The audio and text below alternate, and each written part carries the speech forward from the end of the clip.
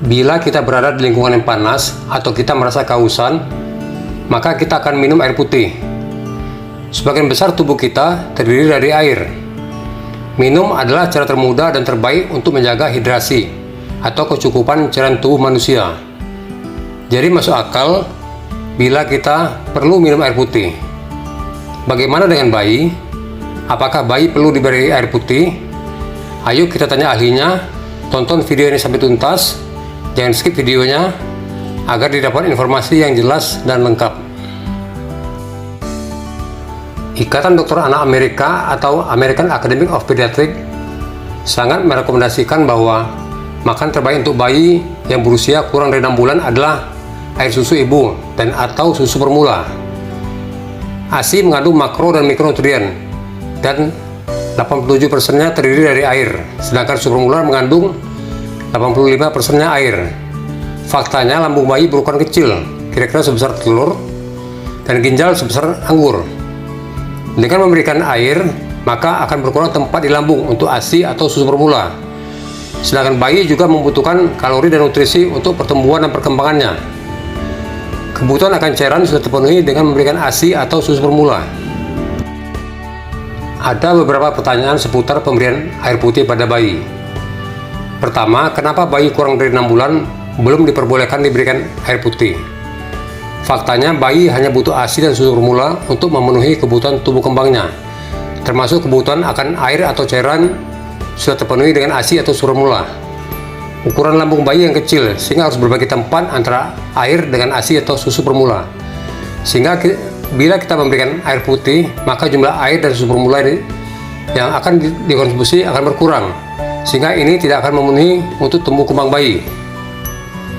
Fungsi ginjal bayi yang belum sempurna untuk mengeluarkan kelebihan cairan, sehingga ada potensi untuk keracunan air atau water intoxication.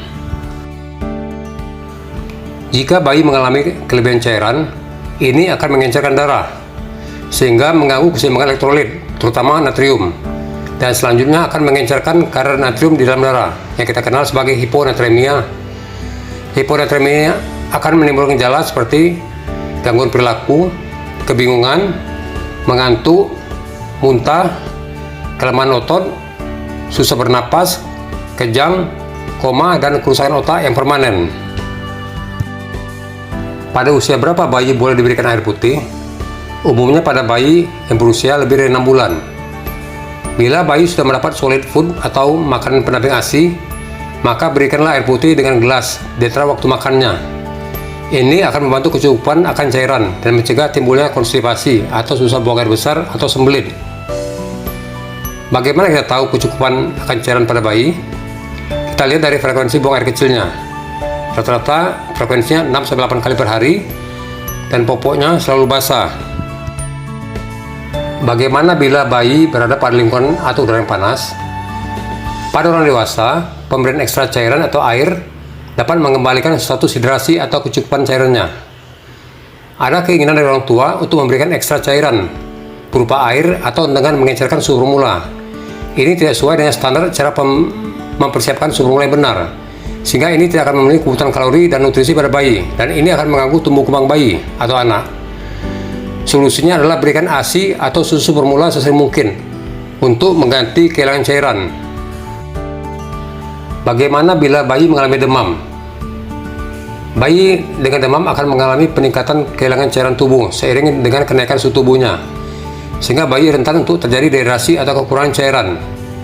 Bagaimana solusinya?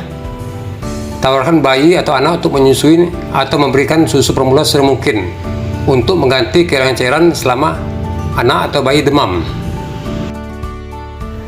Pertanyaan yang sering ditanyakan oleh orang tua diantaranya adalah, bolehkah kita memberikan selain air putih seperti jus buah, soft drink, minuman berkafein pada bayi atau anak? Ini tidak direkomendasikan untuk diberikan pada bayi atau anak. Jangan lupa setelah menonton video ini untuk subscribe, like, share, dan komen ya untuk channel Kesehatan Anakku.